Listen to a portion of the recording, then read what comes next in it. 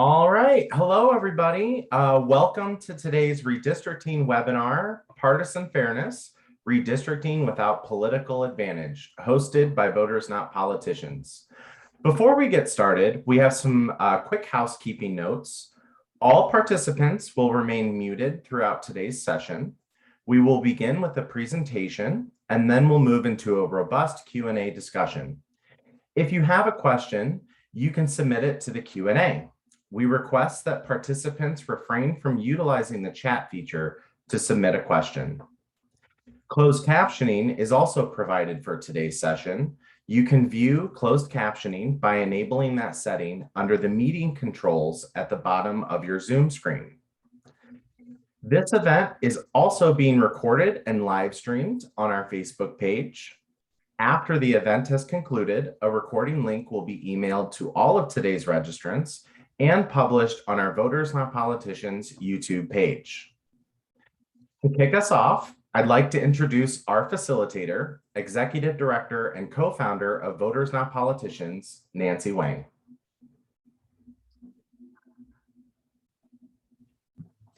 Thank you so much, Charlie. Thank you so much, Charlie, and thank you to everyone for joining us today for this critical conversation about partisan fairness and Michigan's new redistricting process. As you all know, in 2018, 61% of Michiganders voted to end partisan gerrymandering and to establish a fair, impartial, and transparent process that's led by our very own Michigan Independent Citizens Redistricting Commission. Now, on August 20th, the MIRC, the commission, made history by holding its very first mapping session in full view of the public. And from now through November, the commission's work will focus on drafting proposed maps that will meet all 7 constitutional criteria in ranked order. And today, our discussion is going to be, when we say fair, impartial, and transparent, what do we mean by fair? And I'm thrilled to have this conversation with a national leading redistricting expert to really drill down and talk about how we achieve districts that are both fair, but then also meet the other constitutional criteria that are supposed to govern the process. Ruth Greenwood is the director of the Election Law Clinic at Harvard Law School, and she has litigated 2 history-making partisan gerrymandering cases before the US Supreme Court, one of which won the first ever tri-coalition claim under the Federal Voting Rights Act in Holloway versus City of Virginia Beach. In addition, Ruth has advised dozens of state advocates on drafting and implementing independent redistricting commissions, including Michigan, state voting rights acts, and adopting ranked choice voting. Ruth, thank you so much for joining us this morning. Thank you for having me. It is great to be here. I will share my screen. Hopefully this will work. Okay, here we go. Partisan fairness, redistricting without political advantage. So you'll see in my, let me just make sure I go down. Oh, there we go. In my slides, I started out with this quote from 1973 from the US Supreme Court, because even though in the last 10 years, there's been a lot of discussion about partisan gerrymandering and a lot of punditry about it. This is something that, I mean, obviously the term goes back to 1812, but the Supreme Court has really been aware that drawing lines anywhere will have some kind of political consequence. So I'll just read through this from Gaffney v. Cummings. It is not only obvious, but absolutely unavoidable that the location and shape of districts may well determine the political complexion of the area.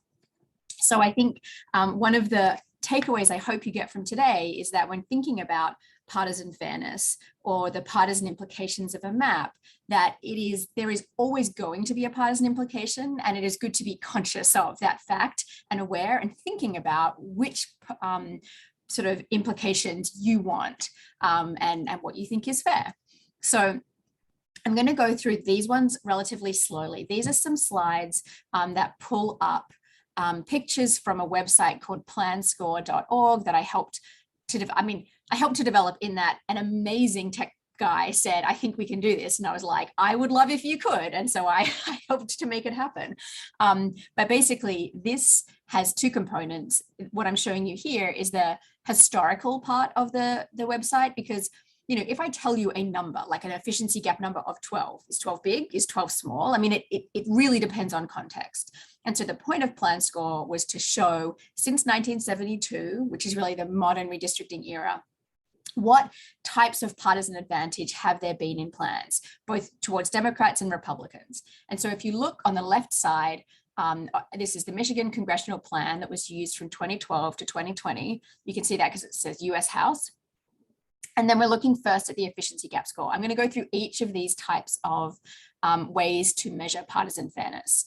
But the efficiency gap, the key thing to look at here is this histogram. It's blue on the left and it's red on the right. And that shows you that both sides have gerrymandered like crazy, basically, since 1972. So there have been these outliers, but the bulk of plans have actually been close to a zero efficiency gap. That is a plan that doesn't give advantage to voters from either party in the way their votes translate into seats.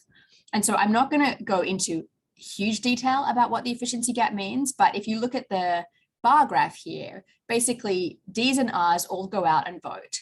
And some of the votes convert into seats and some of them don't. And so we talk about them, or in political science, they talk about them as efficient and inefficient votes. And you can see here, there are more inefficient votes that Democrats are casting than Republicans.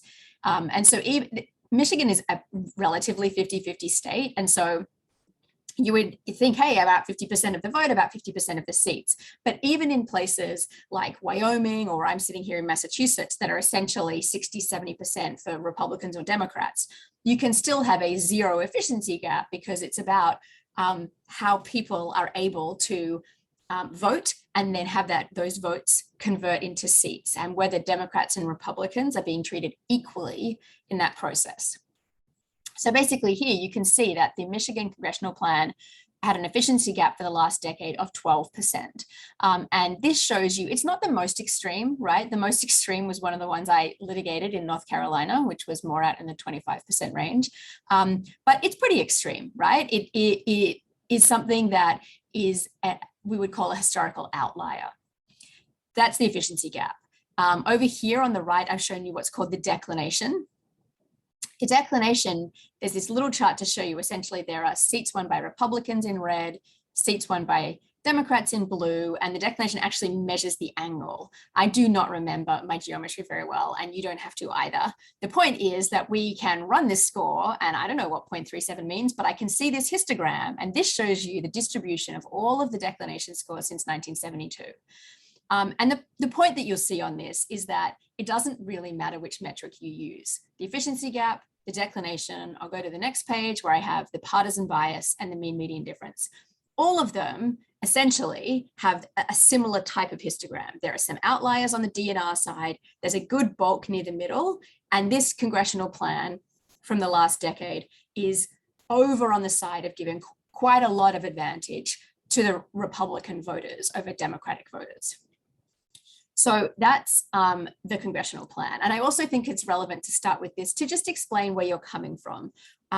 The reason I was kind of beaming with smiles at the beginning when Nancy was talking is Michigan was one of the most wonderful things I could have imagined happening. When I was litigating the Whitford and then the Russo cases in the Supreme Court, I heard about Katie Fahey and Nancy up in Michigan and how they thought they could make a change. And the very first thing I heard was, they're going to do a volunteer effort to gather signatures. And I was like, oh, I was living in Chicago. We had tried that in Illinois. We had failed, to get enough signatures. And I was like, well, I guess that's that then.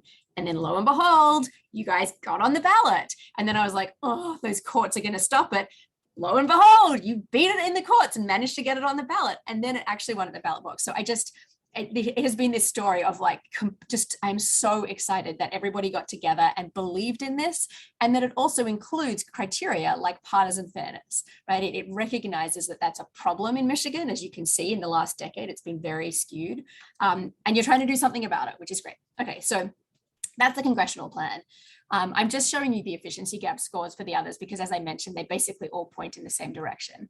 So the Senate plan, you can see, was actually very pro-Republican from a historical perspective. It's almost out at the furthest right outlier edge.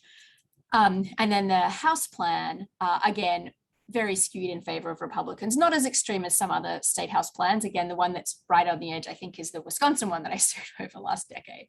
But you're starting from a place of the current lines, if you kept them, would really give it a big advantage to Republican voters over Democratic voters. So what can we do about that? Well, you have probably seen these a million times, the Michigan criteria. I really just wanted to highlight two things that come up, because it's all very well to say, yes, I want partisan fairness, but when the rubber meets the road, what does that mean? How do you actually operationalize that?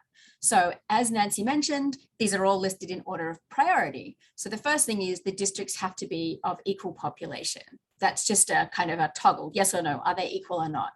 They have to be contiguous. That also is a yes or no. But then once you get into reflecting the state's diverse population and communities of interest, it's not a yes or no light switch. There are different ways that you can conceive of communities. And I know that Michigan has had a lot of discussion and used that MGGG website to put in your communities. And I've seen the report that goes through and talks about where people consider their communities to be and so on. And that is a really important conversation. But so that is something that is hard to quantify exactly. And then you get down to D, which is the districts shall not provide a disproportionate advantage to any political party. And so I thought, and I mean, the other things in terms of favoring incumbents and so on, these can all come into it, and I'm happy to talk about them all. But I thought, let's just look at, if these two things conflict, what do you do? So my hypothetical one is more of an example than a hypothetical. This is the congressional plan from 2016 from North Carolina. And I know this well because I sued this plan. And actually, if you look here, I've zoomed in on Guilford County. So that's the county that on the left-hand side is green. It's in the 13th district. And on the right-hand side is purple in the 6th district. That's actually where Greensboro is. And that is where the federal courthouse sits. And so our court case was in the middle of those lines. But the other thing that's interesting about Greensboro is there is an HBCU campus right there. And that line that you see on this map divides the campus, right? And there are many ways to talk about communities, but a campus of students who have chosen to go to an HBCU and usually are, super politically active, I think is, to anybody, you could identify that as a pretty clear community of interest. And that community got split. And we believe very intentionally got split to give advantage, in this case, to Republican voters. So when you draw alternate plans of North Carolina, if you keep the HBCU all together, almost all of the time, you end up with one Democratic and one Republican district around Guilford County. But whenever you split Greensboro down the middle, you end up with 2 Republican districts, right? So this is a place where you can both keep a community of interest together and improve partisan fairness. So that's great. And there are going to be a lot of places where there's no conflict. In fact, these 2 criteria work together. So that's awesome. Slightly harder one. Now, this is definitely a hypothetical because I don't actually know Seattle well. I love using Seattle as an example because it has strange geography, right? There's islands and contours and rivers, and you get this feeling of like it's the edge of the map. There maybe aren't as many possibilities as, in the middle of a big square state. So what I have postulated here is that District 9 that you can see running along, I guess, Puget Sound, that could be a white community of Democrats. They're closer into the city. Let's assume that that's a group of Democrats. And maybe because they're all along Puget Sound, they have a sense of community and they want to be in a district together. But if you put all of that group in that district, that could mean essentially packing in Democrats and having a 70, 80, 90% district. And then the district on the other side that goes out through King and Pierce counties would be super Republican. Now, the thing here is, even if you really want to do that and you're like, look, it is going to mean that these districts are not competitive and one's going D and one's going R, and we're not doing what we would consider partisan fairness in this part of the map. The point about a map is that you have districts all over, right? So if in this place you want to keep this community together and that has a negative consequence for your efficiency gap or whatever measure of partisan fairness you're using, you can still look at other areas of the map to try to make sure that there are enough places where Democrats and Republicans are both efficiently converting their votes into seats. So here, as I say, it might be possible you can find places, and I didn't use Michigan because I don't know it well as all of you, and I figured I'd get into real hot water, but I'm sure somebody in a question can give an example of somewhere where, hey, if we keep this community together, we're packing in either Democrats together or we're packing Republicans together or some partisan consequence. And so my point is, it's not only there that you have to look, but around the whole map. And then the last hypothetical is there is no possible way, right? They are set against each other.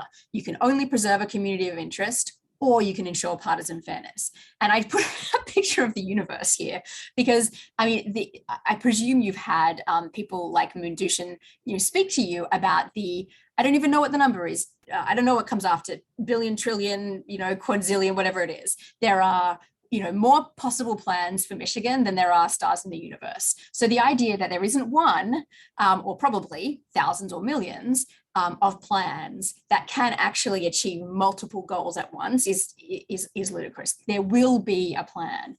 And it's just a matter of understanding what partisan fairness really means, what protecting communities means, and also looking all around the map, not just in one area, but all across the map to make sure that you're looking at those two things. And it's not just those two things. We looked before at the list of criteria. And so, contiguity comes into it, equal population and all the rest of it.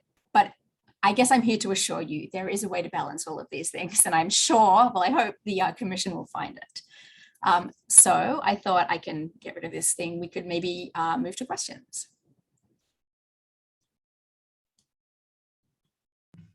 Great. Thank you so much, Ruth. Again, I'm just so grateful, that you joined us today. I think everyone can just, not only is Ruth a brilliant legal mind and litigator, but we just got a glimpse of what a wonderful educator you are. I'm sure all of us would love to take your clinic as you, really dig into what are seeming, there's a push and a pull. These are complex things. And there's a balancing act that we have to do.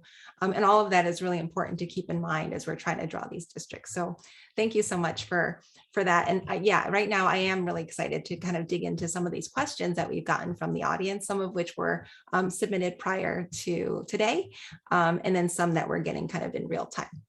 So one question I'd like to start with is the fourth criterion in the constitutional amendment for Michigan mandates partisan fairness, which we were just talking about. But does that mean that the districts should be more competitive in the future? That is a great question. So competitiveness is a value and partisan fairness is a value, and you may want one or both of them, but they're different. And let me just explain generally. Competitiveness is usually defined as districts that are within about a 5 percentage point. So say a 45-55 district. So if the vote swings 5% either way, then the districts will change. And some people really want competitiveness, and that can be great. In fact, some states require competitiveness in their districts. Now, partisan fairness, let me basically explain this. You could have a district, and actually Washington State is a state that did this because they require competitiveness. You could have all of your districts be 52-48, right? And then if everybody votes exactly that same way, the 52% party get in and they have 100% of the seats. So that would be very competitive, but we wouldn't consider that to be fair in a partisan sense because 48% of the state voted for one party and got no representatives whatsoever. Now, again, it's competitive, so it's going to be a huge advantage for one side. Say the vote swings 3 points the other way, the other side has a huge advantage, and you see the things like the efficiency gap going back and forth between the parties over the decade. So that would be a way to get lots of competitiveness without partisan fairness. You actually can get a lot of partisan fairness without competitiveness as well, because you can say, okay, well, let's divide it up and we'll have some really safe Democratic seats and some really safe Republican seats and maybe just like 1 or 2 competitive seats. So as the votes shift, 1 or 2 seats change, but everything else stays the same. Technically, you could have partisan fairness. You could have, a zero efficiency gap in that scenario. But some people might think that there are other democratic harms. So they are both important. I think they're important values, and everybody needs to decide what they want and what they think is important. But in terms of partisan fairness, you can protect it with or without competitiveness. Great, thank you. And one of the things that our commission is doing, partly because of the data it's had to work with, and kind of like the rolling basis in which this data has come in, it did start to draw districts with taking into account the first step, all of the COI kind of input that it got, right? Trying to understand where these COIs are with the help of Manduchin, as you said. And so it started drawing these maps around COIs without considering partisan fairness. So do you think that's a mistake? And what is kind of the best practice of doing this with taking into account both of those criteria? Yeah, I don't know that I would say it's a mistake or a best practice. I mean, I think there are so many ways to get to the right outcome in this because there are so many map options. I think that given the ordering of the criteria, it makes sense to start with communities and put them in there. But then also you have to consider partisan fairness. So it sounds like it's actually a pretty good process to go in and look and then say, hey, I mean, the sort of big joke from that Gaffney v. Cummings case was Connecticut in the 1970s. I think it wasn't Rehnquist. I think it was Bork, maybe Robert Bork, who ended up not being put on the Supreme Court because he was considered a huge partisan. He said, I'm going to redraw the lines of Connecticut and I'm not going to look at any partisan data. And he basically drew a massive Democratic gerrymander because he didn't know where people were. And nobody accused him of wanting Democrats to get in power. Right. But if you ignore race, if you ignore partisanship, much like if you ignore race, you can accidentally help one party or another. So I think looking at communities and working out where to keep them together, but then throwing on the partisan data and assessing it and saying, okay, well, wait a second, what's not fair here? Where can we make changes that will still preserve communities, but also ensure that Republicans and Democrats are treated equally when they go to vote? Great. Let's see. How would the commission respond to saying that adjusting the maps in the name of partisan fairness is just taking power away from Republicans? Because as you mentioned before, partisan gerrymandering led to our maps being skewed in favor of Republicans. Well, yeah. So I guess it's a question of when you say take away, I wouldn't consider it to be a legitimate sense of power. While you were all in Michigan having your Republican gerrymanders, I was living in Chicago with Democrats in control and very uncompetitive districts. And so it can go both ways. And I don't think whichever party's in power should get to rest on their laurels and be like, well, we rigged the system and now we'll just keep going. If you look at the voters, Michigan is a swing state, right? It switches between the two, and the people that you elect should reflect that, right? It probably should be the case in the last decade that you should have shifted power back and forth. So will it reduce Republican power? Almost certainly, right? Because the Republican power was sort of an ill-gotten gain. But will it mean that Republicans and Democrats as voters are treated more equally? Like, yes, right? So it's not giving one party an advantage over another. It's actually bringing it back to a level where it doesn't matter who you vote for, you will be treated equally. Yeah, that's great. And it kind of, there was a conversation very early on that we had about whether to start with the current maps and just kind of tweak around the edges to account for population changes, right? And one of, VMP was very staunchly against because of what you just said, right? It's like there was a huge partisan gerrymander built in, and our point is to understand what fair maps are, not to tweak, extreme gerrymandered, unfair maps. So I think and it is the case sometimes, right, that there is a particular legislator that has represented a particular area and people feel this real kinship with that person, and there's some way that beyond just it's my district, I should get to be elected from it. There are some reasons why, if there's seniority, in a legislature or something, that a community might get together and say, we really want to keep electing someone together. It may be that person, but we don't want to be, split up between two other districts. And that's when the communities of interest argument comes in. And so if your community is more than just, well, we've usually gone to one person. If it's like, well, there's actually common characteristics between us, then that is a value. I just think that, looking at lines that were there before and being like, oh, that must represent communities. Great, let's do that again. It's a little naive. Well, especially here when we have evidence that it was actually the opposite, right? There was no consideration of COI. So great. So do you mind elaborating on a point you made about, partisan fairness is really looking at the fairness of your map in total, right? The state as a whole. And so you can make decisions to keep, for example, one community together where it looks packed and unfair from a partisan standpoint, but you can look elsewhere and sort of offset that. So what does that mean? What if you took your Seattle example, right, and you had the Democrat and the very safe Republican districts, what kind of thing can you do to offset the lack of partisan fairness in that one little area? Oh, that's a good point. I meant to talk about where you could do that, right? So it depends. If you look across the state, I would usually say, are there other cities where you could seed districts that are probably more competitive? And we know in Washington there are, because they do it all the time. But, so could you look out to Yakima or someone, somewhere further out and say, okay, well, that district could be a lot more competitive. So it's going to flip back and forth between D's and R's, even though these two districts are super safe and they're sitting that way. And then the other place, of course, is on the edges of cities, right? So if you go north of Seattle, maybe that community isn't needing to be kept together. It's not along Puget Sound, it's going up, and so maybe you can split that and have two districts again that maybe both of them go back and forth between D's and R's. And so as the votes change, you're actually representing how many D's or how many R's were voted for. It's a good point that you can't look at a district. So I know with things like racial gerrymandering, you can look at a district and say that district is a quote unquote gerrymander. But with partisanship, I mean, that map I showed you from North Carolina, none of those districts look particularly weird. They actually look kind of square, kind of nice, but it's a massive gerrymander. It's a huge advantage for one side, and it cuts communities. If you know the people on the ground, you can know the communities that it cuts. And so it's a concept that is not district specific. Communities, compactness, contiguity are usually district concept, right? Can I walk everywhere in this district without leaving? Is it contiguous? But partisan fairness, you can't look at a district and say that's fair or not. You just have to say, well, what's happening around it, right? How are the voters of the whole state being treated? And I mean, Michigan is such a big state with R's and D's everywhere that I imagine there are so many interesting ways that you can combine populations to get fair maps. In fact, I'm pretty sure that the evidence in the court case that came out through Michigan was that if you were to run it without considering partisanship, the vast majority of plans actually end up with, once you assess partisan fairness, they're actually very fair. You have to do a bit of work to make them unfair. Gotcha. Let's see.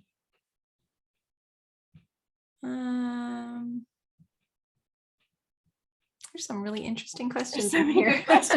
They could really kind of inspire really long conversations that are a little bit outside our scope, unfortunately, today. But hopefully we can have. Do you want me to talk about this one? That I don't know who David Barnowski is, but the map behind me. I actually had a friend help me make this. So the Census Bureau in the last decade created a map like this for high schools, but they didn't create one for Census 2020. So I went on and cut out all of the Census 2020 things and made my own map so that I can easily see. I like to remember the top left is the population density, because one thing when you think about districts, people are like, oh, let's just draw some squares. And you're like, well, then you're going to get everyone in Detroit in one district and some other place with no population. So one reminds me of density.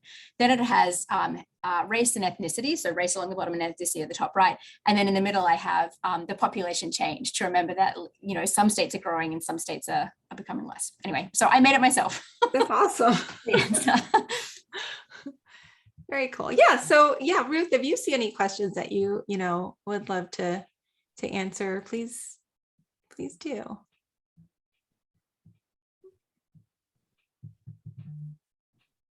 So one thing here, Chris Andrews asked regarding the metrics I had, what is an acceptable level of bias? I mean, that is still an open question.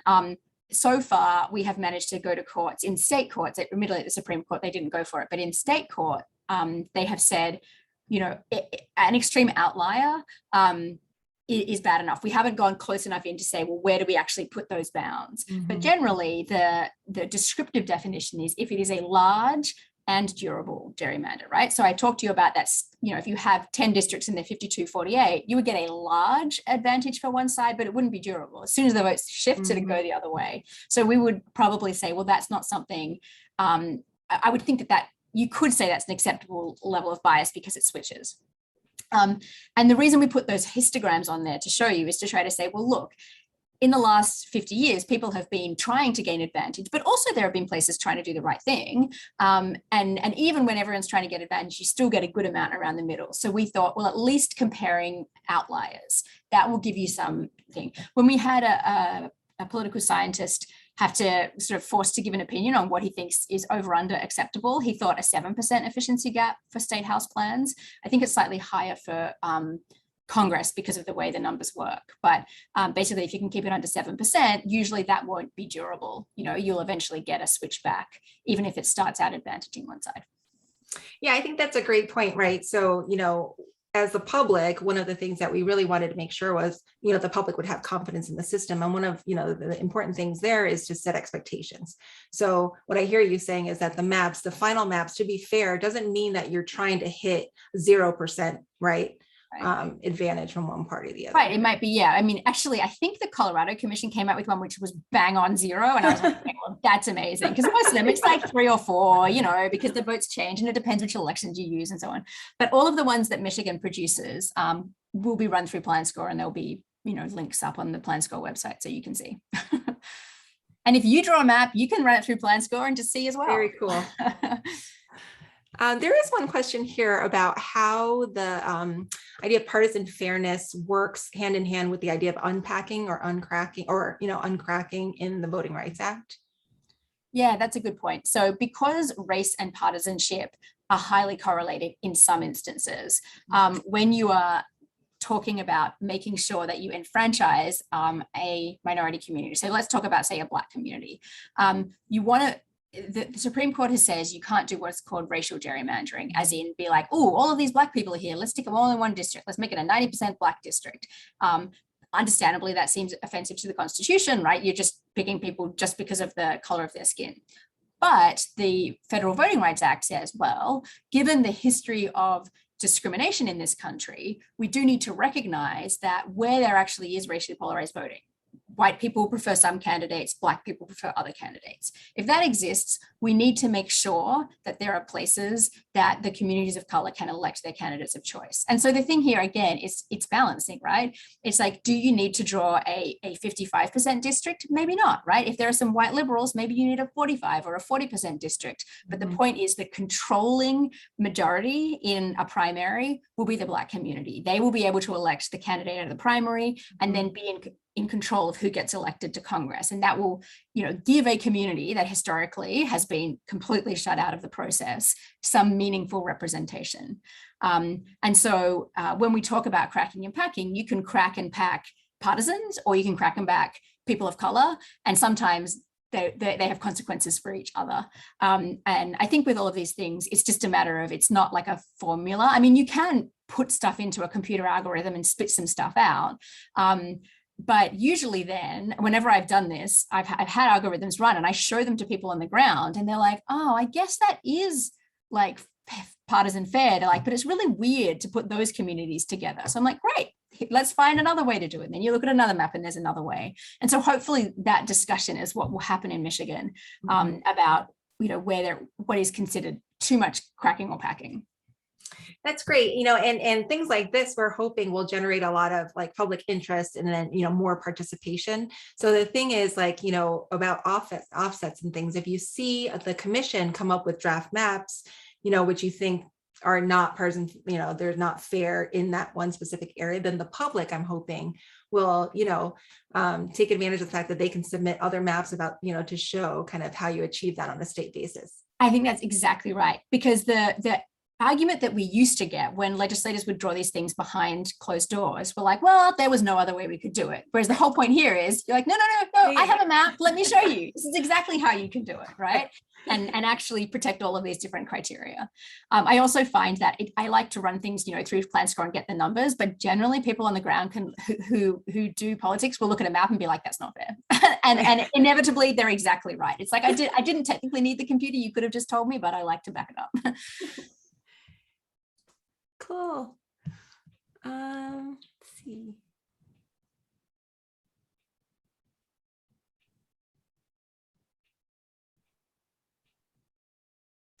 I think that the Sandra Serini Elsa question is interesting about it seems unfair to voters in one district to make up for it in another district.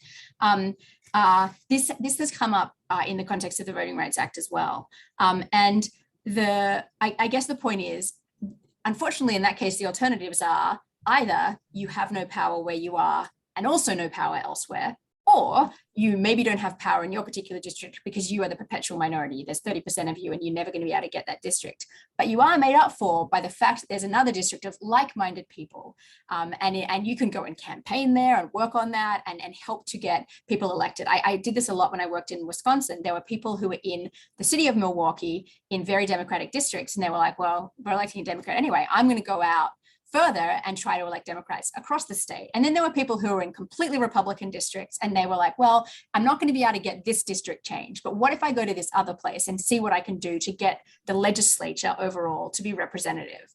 And so I think for both sides, we just sort of have to recognize that a legislative body, yes, you have your personal representative to go to, but you are also represented by the group as a whole. When they make a decision, it doesn't matter what your rep has said, it matters what the whole body does.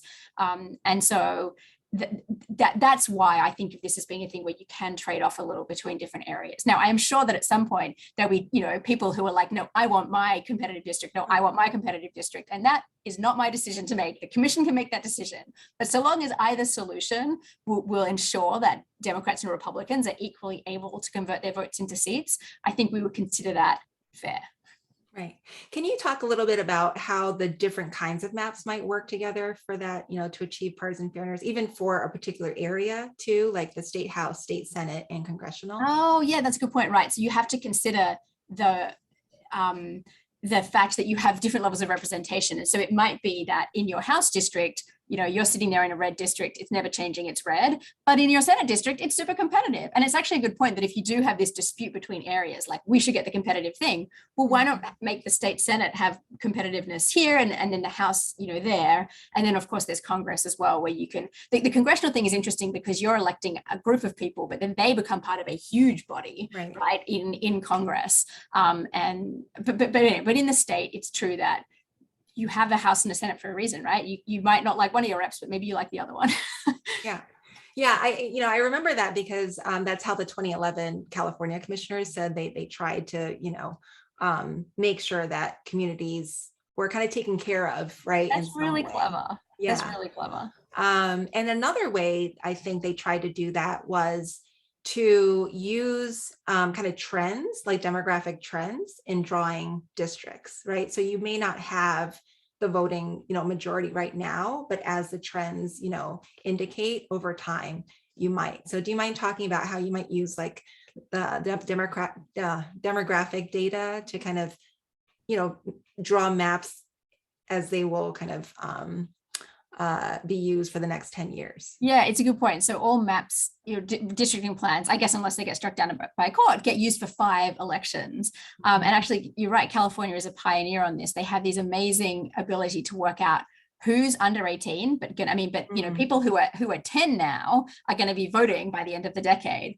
What level do we have of people converting from green cards to citizenship? What level do we have of people leaving the state? Who's coming into the state? And you can put all that stuff together to get a sense of what's growing and the types of people that are growing in those areas. And you all live in Michigan, right? Like you probably know, like, oh, like this area of town's growing, nobody wants to live over there. Like this is going to have a whole bunch of apartment blocks and there's going to be all these people, or like this is all young families and all those kids are going to turn 18 and vote. And so for a commission to do that, I think it's really sophisticated, but it's a great way. When I was telling you that partisan fairness is something that you should care about, not just when it's large, but when it's durable.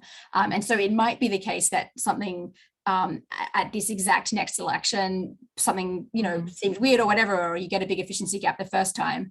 But then throughout the decade, because of the demographic changes, it actually kind of settles in and becomes overall fair.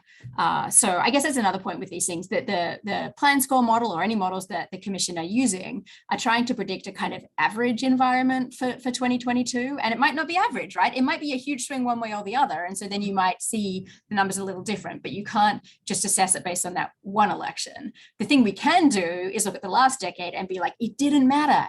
12, right. 14, 16, 18, very different electoral environments, didn't matter. Everything was still advantaging one party. Well, that was our reality, actually. That's right. No, that was Michigan, right? Yeah. Unfortunately. Yeah, your point actually about you mentioning that 10-year-olds right now will be able to vote in the next redistricting cycle. I mean, that is crazy. I hadn't really put that together because I have an 11-year-old and she's, the next time the You're gonna maps be are drawn. voting. Yeah, I mean, but anyway, I think that also, just goes to show how important these maps are and how important this process is. Like these maps, we're going to have to live with them for 10 years of the elections, and 10 years is a really long time. Yeah, it's a good point. So Nancy, even if you get discouraged, think about your daughter and be like, does she want me to make sure it's fair? So when her first vote comes, it counts, right? When she gets to vote, it's not like, oh, here's the rigged system and my vote doesn't count, right? If she gets that first experience where it works really well, and I guess for everyone with children, the statistics show people go on to be lifelong voters if when they first vote, they feel that they can make a difference.